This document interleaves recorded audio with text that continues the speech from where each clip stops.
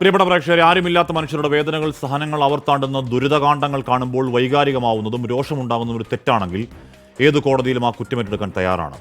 ഹാനികരമായ അൾട്രാവയലറ്റ് ആധിക്യത്തിൽ ദിവസങ്ങളിൽ കത്തിയാളുന്ന പകൽച്ചൂട് ദേഹത്ത് തട്ടിക്കൂടാ എന്നാണ് മുന്നറിയിപ്പ്. ആ ചൂടിന് മുകളിൽ മുച്ചൂടും പൊള്ളിക്കുന്ന ഒരു വിലക്കയറ്റ കാലത്ത് ഞങ്ങൾക്ക് ജീവിക്കാൻ 230 രൂപ തികയുന്നില്ല സാറേ എന്നേതൊരു പൊടിക്കുഞ്ഞിന് മനസ്സിലാവുന്ന മുദ്രാവാക്യം ഉയർത്തി ഒരു മുതലാളിയും മാസപ്പടി കൊടുക്കാത്ത, ആഡംബരമെന്ന ആലോചന പോലും ആഡംബരമായ ഇച്ഛാശക്തി മാത്രം കൈമുതലായ കുറച്ച് പെണ്ണുങ്ങൾ ഈ പ്രബുദ്ധ കേരളത്തിന്റെ മനസാക്ഷി മുറ്റത്ത് വെയിലത്തും മഴയത്തും നിൽക്കാൻ തുടങ്ങിയിട്ട് ഇന്ന് ദിവസം 32. വെയിലത്ത് കരിവാളിച്ച മുഖങ്ങൾ, വീട്ടിൽ കാത്തിരിക്കും നമ്മുടെയൊക്കെ അമ്മമാരുടെ സഹനമുഖങ്ങൾ ഓർമ്മയിലുള്ളവർക്ക് ധാർമ്മിക രോഷത്തോടെ അല്ലാതെ ആ 32 നാളുകളെ കാണാവുന്നതാണോ?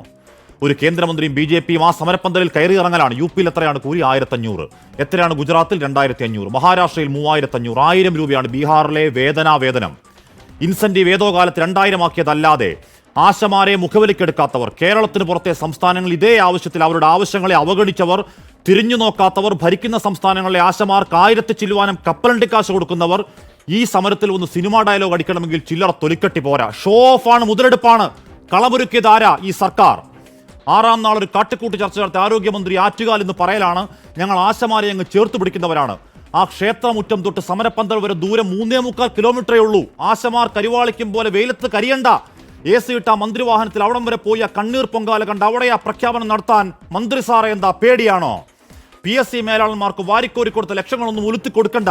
ഈ ആരോഗ്യ കേരളം കാക്കാൻ അങ്ങേയറ്റം അധ്വാനിക്കുന്നവർക്ക് 1000 രൂപ കൂട്ടാമെന്ന് പേരിനെങ്കിലും പറയുന്നില്ലെങ്കിൽ SDPI ജമാഅത്തെ ചാപ്പയടിക്കാതെ കൂടങ്ങൾ എന്ന് വൃത്തികേട് പറയുന്നതല്ലാതെ വിളിച്ചിരുത്തി നല്ല വർത്താനം പോലും പറയാൻ തയ്യാറല്ലെങ്കിൽ പ്രശ്നം കേന്ദ്ര ഫണ്ടല്ല സാറേ, അധികാരത്തിന്റെ അഹങ്കാരമാണ്. പൊളിറ്റിക്കൽ ഈഗോ പൊറുപ്പിക്കാവതല്ല. സമരം 32 ദിവസങ്ങൾ 320 ആണെങ്കിലും പ്രിയപ്പെട്ട ആശമാരെ, അമ്മമാരെ, ഏത് CITU ബദൽ സമരം നടത്തി പൊളിക്കാനിറങ്ങിയാലും വിരട്ടിയാലും അധിക്ഷേപിച്ചാലും വിറച്ചു പോവരുത്. ഈ കേരളം കൂടെയുണ്ട്. കരുത്തോടെ വിളിക്കണം. മുഷ്കിന്റെ മുഖത്തേക്ക് നോക്കിയ മുദ്രാവാക്യം അവകാശങ്ങൾ നേടാതെ, അടിമക്കാലം തീരാതെ അനന്തപുരിയുടെ മണ്ണിൽ നിന്നും വീട്ടിലേക്ക് മടങ്ങില്ല.